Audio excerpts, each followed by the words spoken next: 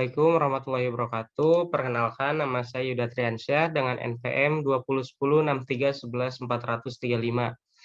Saya berasal dari kelas C Teknik Industri angkatan 2020. Di sini saya akan mempresentasikan tugas dari tata tulis karya ilmiah, yaitu jurnal.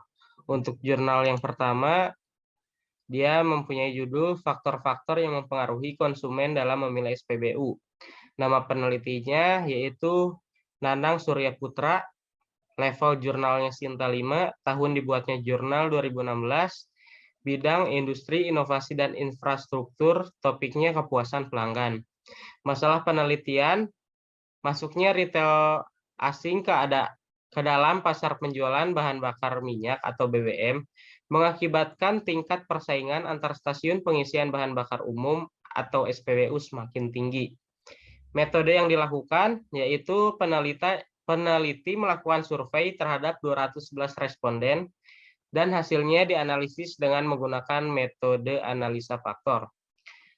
Hasil dari penelitiannya yaitu memperlihatkan bahwa variabel yang paling mempengaruhi konsumen dalam memilih SPBU di dalam kota Jakarta adalah kejelasan tanda dan petunjuk lokasi di SPBU, sedangkan untuk SPBU di luar kota adalah tata cahaya pada waktu malam hari.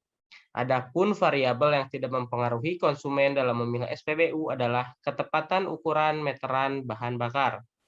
Kontribusi penelitinya yaitu peneliti berkontribusi dengan melakukan survei kepada beberapa responden untuk mengetahui faktor yang mempengaruhi konsumen memilih SPBU. Lanjut, jurnal yang kedua dengan judul Pengembangan Sistem Informasi Jasa Berbasis Layanan Pelanggan. Nama penelitinya Heri Suliantoro, Anandawin Dinasti. Level jurnalnya yaitu Sinta 5. Tahun dibuatnya jurnal 2018. Bidang industri, inovasi, dan infrastruktur.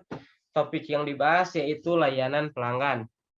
Masalah penelitian, perusahaan belum mampu memenuhi kebutuhan pelanggan akan informasi yang tepat dan akurat.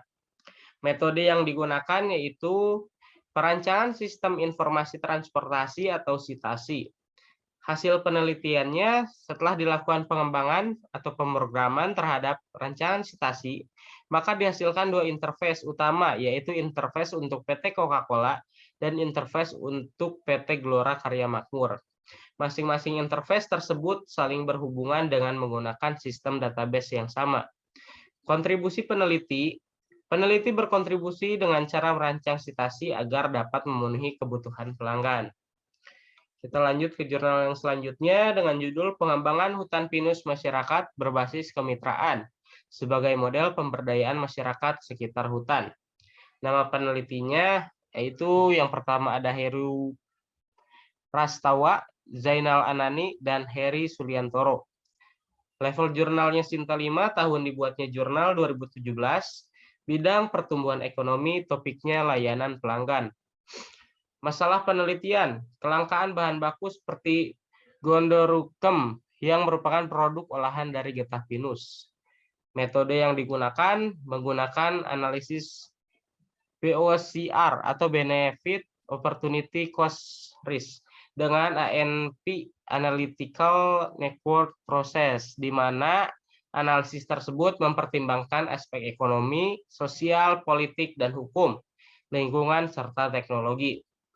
Hasil penelitian yang didapat, potensi hutan pinus rakyat yang ada di Kabupaten Pekalongan secara umum memungkinkan untuk dilakukan pengembangan menjadi gondorukem berbasis kemitraan. Pengembangan ini akan membawa dampak atau implikasi positif terhadap pertumbuhan sektor industri yang lain, seperti industri batik, dan meningkatkan daya saing daerah dalam kancah regional, nasional, atau bahkan internasional.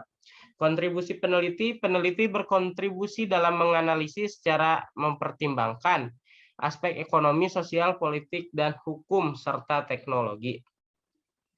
Jurnal yang selanjutnya memiliki judul Perencanaan Produksi dan Kebutuhan Bahan Baku Produk dengan Metode MRP pada CV Fawas Jaya.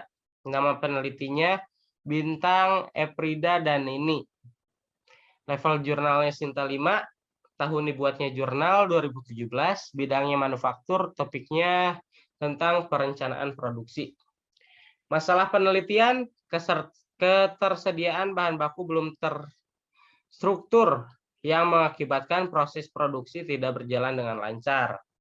Metode yang digunakan yaitu material requirement planning atau MRP atau perencanaan kebutuhan material. Hasil penelitian, perlunya perencanaan produksi dan kebutuhan bahan baku yang tepat untuk menghindari keterlambatan produksi, serta bagaimana pola perencanaan kapasitas produksi untuk mengantisipasi permintaan pasar. Kontribusi peneliti mencoba untuk melakukan analisa untuk menentukan model lot sizing yang dapat memberikan ukuran pemesanan yang optimal dengan biaya persediaan minimum. Dilakukan dalam penelitian ini berdasarkan karakteristik data penjualan pada produk roti kacang hijau.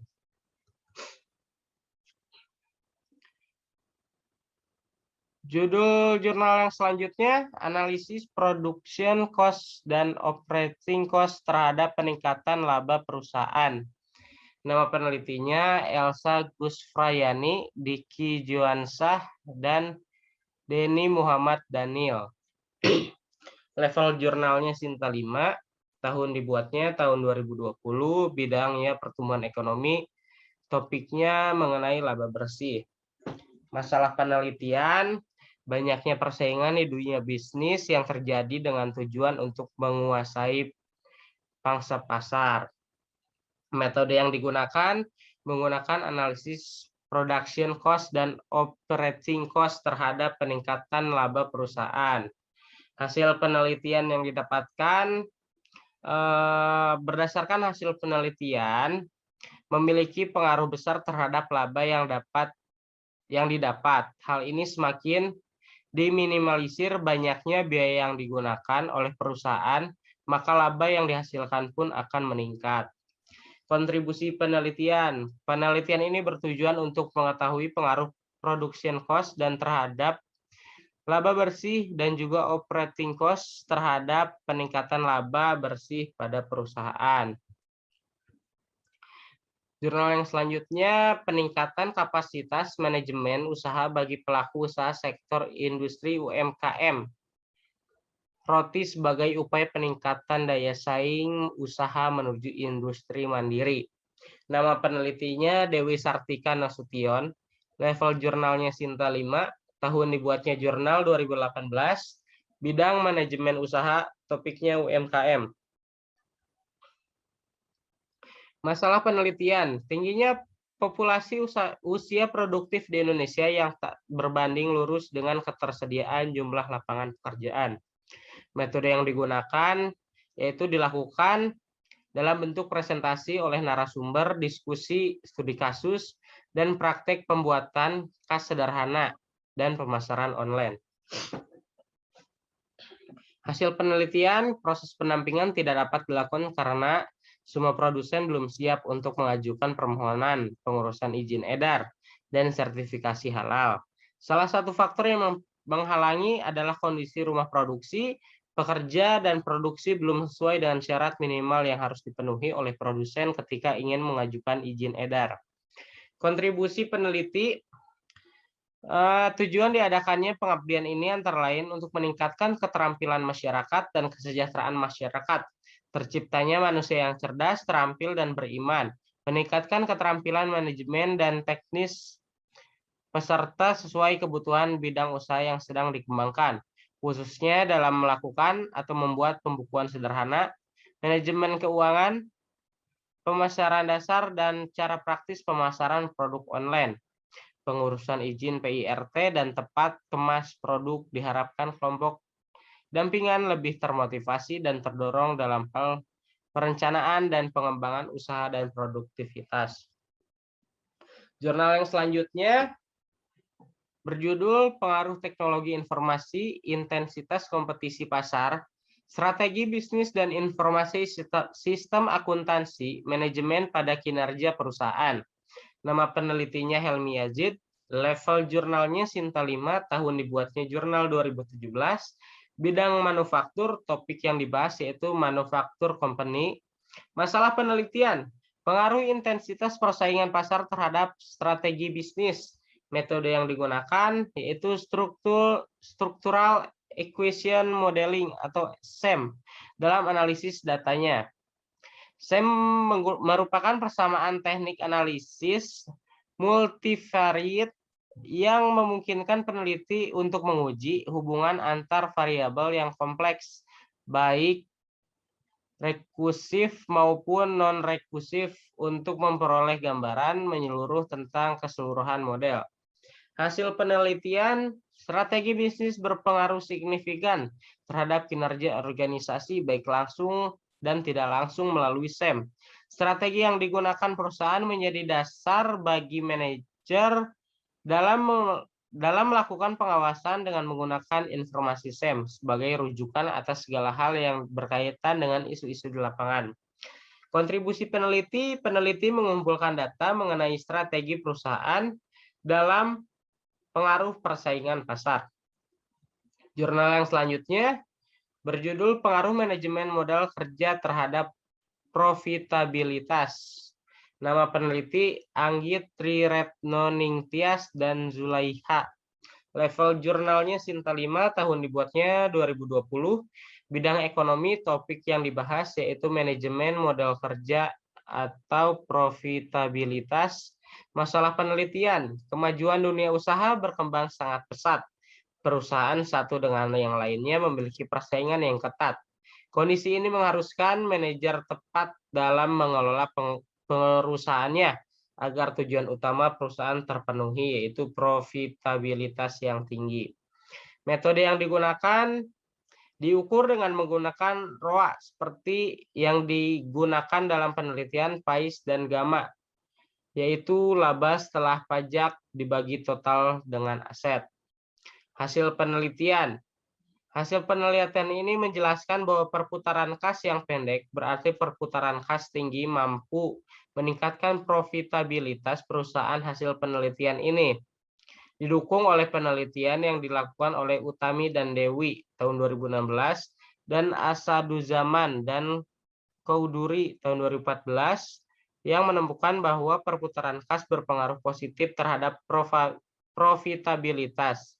Alasannya bahwa perputaran kas yang tinggi mencerminkan kas dikelola secara efisien sehingga cepat kembali ke perusahaan setelah ditanamkan dalam modal kerja untuk proses produksi.